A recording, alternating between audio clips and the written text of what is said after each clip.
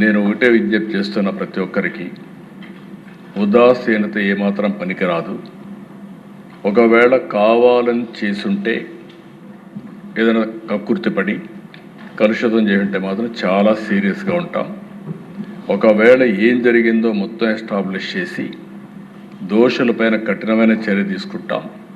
మళ్ళా ఒకసారి విజ్ఞప్తి చేస్తున్న రాష్ట్రంలో ఉండే ప్రతి ఒక్కరు కూడా కల్తీ చేయడం కానీ అడల్ట్రేషన్ రావడం కానీ ప్రజలకు ఇబ్బంది కలిగే విధంగా ఎవరు ప్రవర్తించినా ఈ ప్రభుత్వం ఉదాసీనంగా ఉండదు, చాలా కఠినంగా ఉంటాం. ఆ విషయం గుర్తుపెట్టుకోవాల్సిందిగా మరొక్కసారి హెచ్చరిస్తూ, ఎవరైతే చనిపోయారో ప్రాథమికంగా 4 చనిపోయారు.